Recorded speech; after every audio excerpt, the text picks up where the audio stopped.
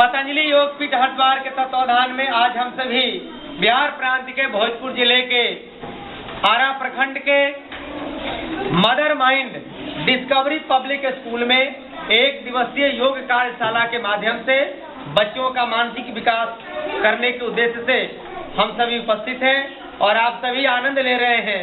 तो आप सभी को भी पूरे विद्यालय परिवार को पतंजलि योगपीठ हरिद्वार की तरफ से हार्दिक अभिनंदन और स्वागत है।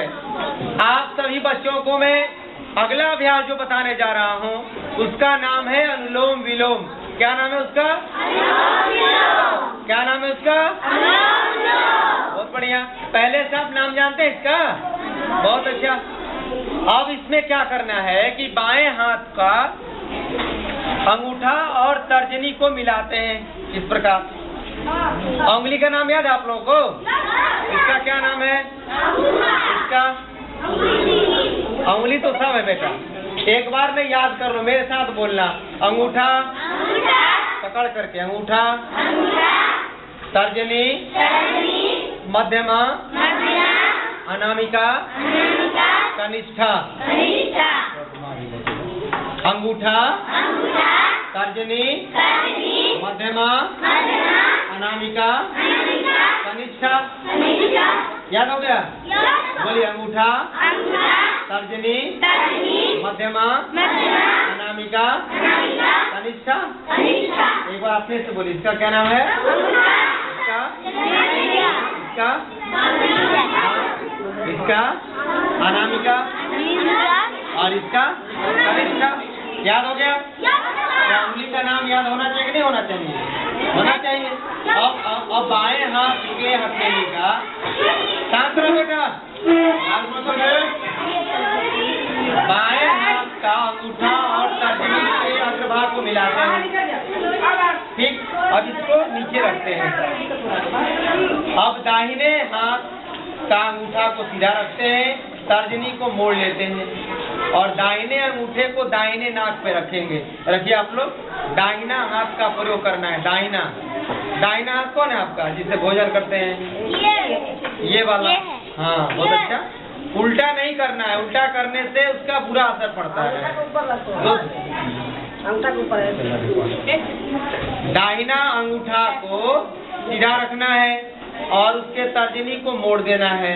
अब ये दाहिने अंगूठे को दाहिने नाक पर रखेंगे और बाएं नाक से धीरे धीरे सांस को भरेंगे। सांस जब भर जाए तो मध्यमा और अनामिका अंगुली से बाएं नाक को बंद करेंगे और दाहिना अंगूठा हटाकर दाहिने नाक से धीरे धीरे सांसों को छोड़ेंगे। जब सांस दाहिने नाक से बाहर निकल जाए तो पुनः दाहिने नाक से सांस को भरेंगे और दाहिना अंगूठा से दाहिना नाक बंद करके और बाएं नाक से धीरे धीरे सांसों को छोड़ना है। फिर बाएं नाक से सांस भरिए, फिर बायां बंद करिए और दाहिने से छोड़िए, फिर दाहिने से भरिए, फिर दाहिना बंद करिए और बाएं से छोड़ दीजिए। समझ में आ गया आप लोगों को? एक बार फिर सुनाते हैं आपको इसका विधि क्या करना है। दाहिने हाथ को उठाइए, तर्जनी को मोड़ लीजिए, दाहिने अंगूठे को दाहिने नाक पर रखिए, दाहिना नाक हाँ, दाहिना हाथ को दाहिने नाक पे रखना है। बाएं नाक से धीरे धीरे सांस भरिए,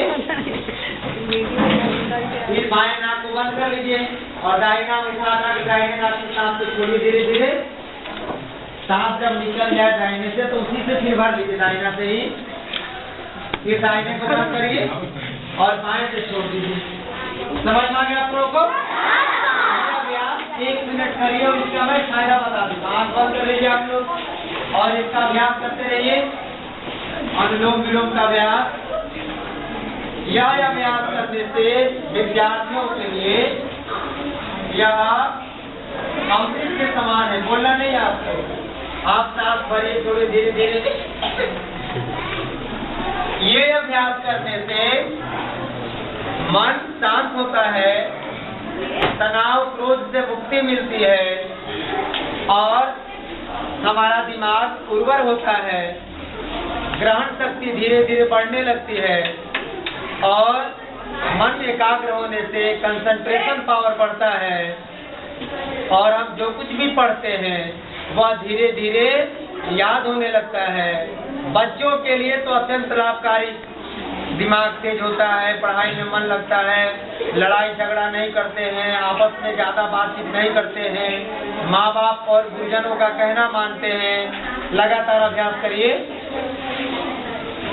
और जिनको ब्लड प्रेशर हाई या लो हो जाता है तो ये मात्र 5 दिन का अभ्यास करने से ब्लड प्रेशर नॉर्मल हो जाता है।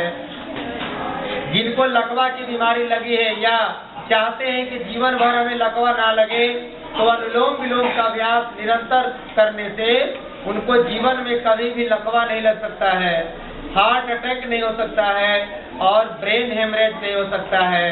लगातार करिए। पूरा सांस भरिए धीरे धीरे और धीरे धीरे सांसों को छोड़िए। पेट में हवा न जाए, केवल आपका डायफ्राम फैलता हुआ, सिकुड़ता हुआ महसूस हो रहा है। और ये अभ्यास करते समय आपका ध्यान केवल और केवल सांसों पर टिका हुआ है। अब धीरे धीरे हाथों को नीचे करिए और धीरे धीरे आंखों को खोलिए। कैसा लग रहा है? अच्छा मन लग रहा है हल्का हल्का? जो बच्चा ध्यान पूर्वक अभ्यास किया होगा और मन में किसी प्रकार का कोई विकार उत्पन्न नहीं किया होगा और पूरा का पूरा ध्यान अपने सांसों पर टिकाया हुआ होगा, वो धीरे धीरे जब आंख खोलता हुआ अपने आप को शांत महसूस कर रहा होगा। ऐसा लग रहा था किसी को ना?